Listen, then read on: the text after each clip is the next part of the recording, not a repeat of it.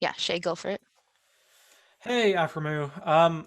Very good game. I think you were definitely the underdogs going into that game, considering TSM was the top of the pack. I just want to know, where do you think that game went wrong for TSM? Oh, wow. Yeah, that's that's a Straight to the question. point. Yeah, They weren't really executing well on their strong side. A lot of people have been, picking up Kalista because of Neo. They always had to ban it versus us. So, it was expected going into TSM today. And they didn't really pressure as hard as you should with that pick. So our strong side, which was Renekton, performed, that much better. I think we got tier 2 when they're getting tier 1 bottom. And after that, yeah, they didn't really push the lead forward anywhere. So I think just our solo laners were very on top of being proactive more than theirs, especially when they have LeBlanc, Nars supposed to counter, Renekton, stuff like that. Thank you. Faisal, you can go next. Hello, Aphromoo. Recently your team has gone through a lot of turmoil with your roster. I'm not going to ask about what happened behind the scenes because I don't want to put you in an awkward position. But I want to ask you, what has it been like for you since you're now the senior authority on the team? You've been through the most in the LCS. What has that transition been like for you with a younger team now?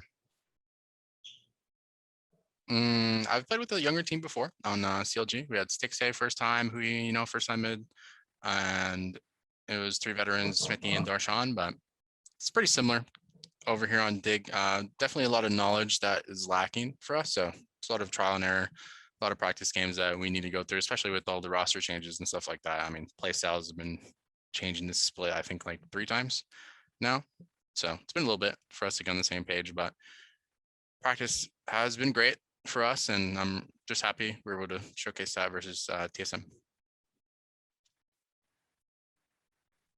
Shay, you can go.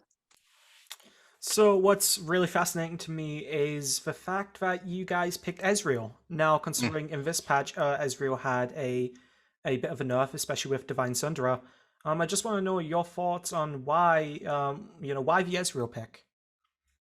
Why the Ezreal pick? Well, every Kalista player, I think we see it in LCK. If Ruler gets a Kalista, the lane's over, and it's very hard to farm, especially on champions where you got to walk up in CS. But Ezreal does have his Q, so it's a lot easier for him. You're definitely going to go down 20 CS and stuff like that, but you'll still be useful because you can at least touch the creeps. I do foresee in the future though, range support's probably coming back sometime soon, just because of how oppressive Kalista is, and usually to be able to play against it, you have to play a range support who has authority in the lane from level 1. I know Thresh is the most oppressive lane, so close to Thresh, probably one of the best lanes right now too.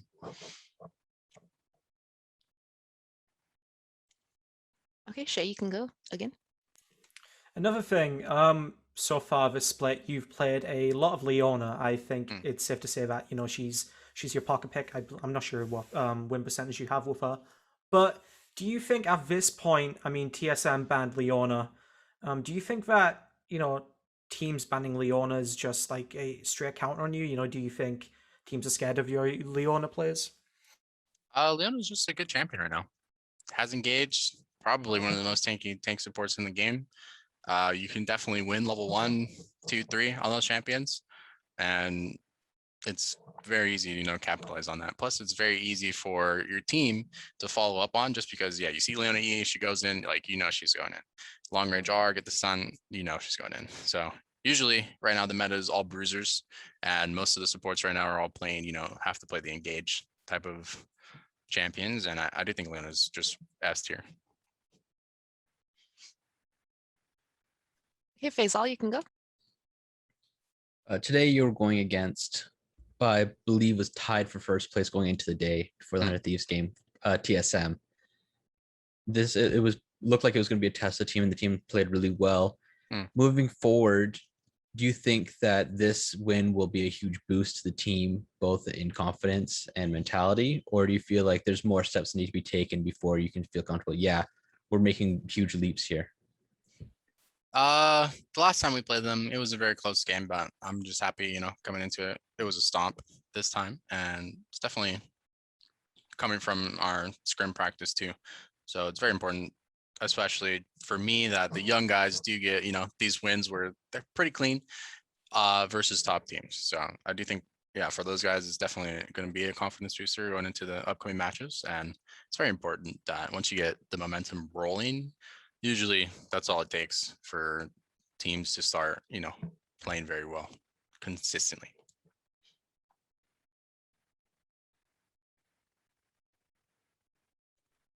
Sage, you can go next. Yeah, sure. What's up, Afro? So I just wanted to ask, with having Acadian as kind of that secondary shot caller and secondary leader in that team, what's it like slotting him into the lineup and versus like when you would see him play before in like 2017, 2018, how has he developed as just a leader or just playing alongside him now? What's it like just viewing him as a veteran now? Yeah, Matt, it's definitely bringing a lot to the table for our team. I do think on every team, the jungler has to be able to be a leader for the first 10 minutes and, control what side we're playing to, crabs we're going for, the fights we're taking early game, first dragon, first herald, it's definitely the position where you have to shot call all of that to make sure you get it. He's been doing great. I think his time in academy definitely helped a lot for him to be able to, mentor younger players and coming into the LCS team. It's definitely been a good boon for us, especially on stage. I think the TSM game today, he had 3 kills by 10 minutes or something like that. So a lot of our guys are super aggressive laners, Yusui, Fake God, Neo. So it's very important that we have, our jungler complement that and shot call. Okay, Shay, you can go next. Well, going forward, you're going against Golden Guardians and then I believe Immortals. I think these games can go either way, especially with Immortals. I mean, we've seen some upsets from both those teams. Are you particularly worried about going against those teams, knowing how, these teams are very, they have their comfort picks, and if they get them, the game can really go either way, Are you worried about that at all? Season 11, there's a lot of flex picks. So any team that has mastered all of them is very annoying.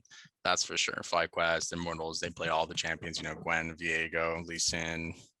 There's one more I'm missing, Set, stuff like that. So you have no idea where it's going, especially if they can play at bottom too. I know we saw 100 Thieves do that at one point with Lee Sin, but definitely very annoying. So it does take a toll on drafting. You got to take a lot more time to figure out, making sure the matchups are good, making sure if the human swap in the game, we have the right lane so we don't get ran over.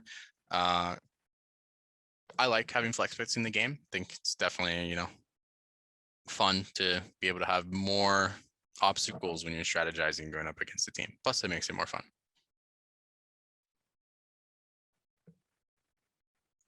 You can go, Shay.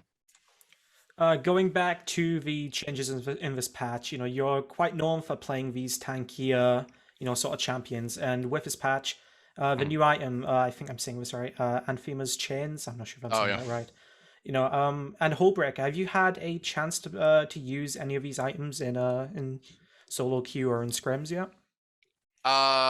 Neither. I think Hullbreaker is kind of ass, to be honest. Anathema actually I was actually building that today, second before the TSM game ended. So if I got the base one more time, I would have had it to put it on probably LeBlanc or something like that. But definitely gives a lot of HP, no resistances. But I do think Alistar is probably the better champion, and Leona, to use that item, just because Alistar ultis, you have flat damage reduction already. So just, get more HP and reduce damage. So I think would have been pretty good that game. But other than that, yeah, I haven't used it too much. Another question with the changes is that obviously Tom Kench is, I think he's now gone out of the bot lane. Now, you're a guy that hasn't played Tom Kench yet. I can't remember the last time you've ever played, or if you ever have. Do you just have a hatred against Tom Kench? Do you just not like playing him, or is there a general reason why, like, you've never really played him at all? I actually played him a ton back in spring. I think I had like 60 games in scrims with Tom Kench. Definitely a champion you have to pick up at the support role, but the new changes, I don't know if he's going to be supported anymore, especially since he doesn't have Devour, where you usually pick him for lane dominance and, the ability to save your AD carry. But since Devour is now level 6, 100-second cooldown, I've been seeing a lot more solo lane Tom Kench just destroy people. Plus they reverted his Q where it applies his passive stacks now. So honestly, as a melee top, it's probably top lane because his early game 1v1 just absolutely dumpsters on most melee champions.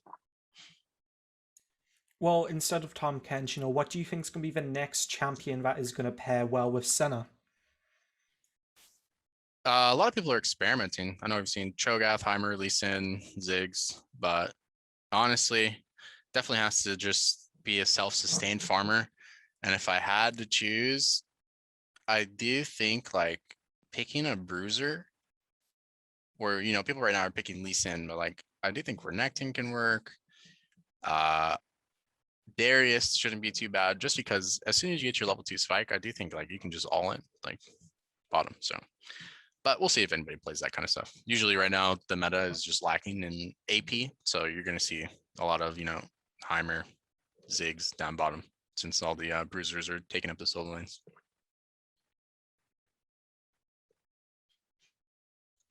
You can go, Shay. Well, towards the start of the split, you spoke to my colleague, and you said that the main reason why teams were underperforming was that you're now back on stage. It's been a while since everyone has been on stage. I think now we've got that past that stage of people being nervous on stage now. I said stage a lot earlier. Do you think there's any more excuses for teams to have? Obviously we've heard a lot of things about, oh yeah, we're back on stage, we're not used to this, but do you think there's any more excuses around that? Oh, no, not at all. I mean, yeah, there's always stage jitters when you are starting the split, especially since we're coming off, our at-home LCS from the past year. So at the beginning, I can understand, but now it should be where you see which teams, are separating themselves. We're already seeing that. A lot of teams are also making roster changes and stuff like that. So that is also a reason, but I do think once we're at the middle point, which we basically already are, I mean, it should already be apparent, who's a good team, who's not, and who are going to be the dark horses going into playoffs. Okay, Shay, you can ask the last question. Yeah, I'm not sure how much you're on social media, but Upcomer, another outlet, rated 100 Thieves top 8 in the world. Now, that got a lot of hate from a lot of fans. I'm not quite sure why. People just don't like seeing NA do well. But do you think 100 Thieves is really that good? Or do you think, they've still got a long way to go? I do think 100 Thieves is good. Definitely. In the world, unsure until we get to international competition, but I do think it's good motivation for 100 Thieves guys, being able to see at least, somebody thinks, they're the top team in the world. So especially since they got my boy Huhi over there, and I wish him all the best. So I'm excited for him.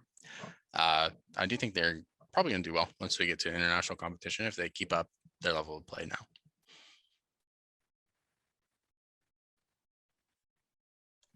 All right, so that completes our scrum.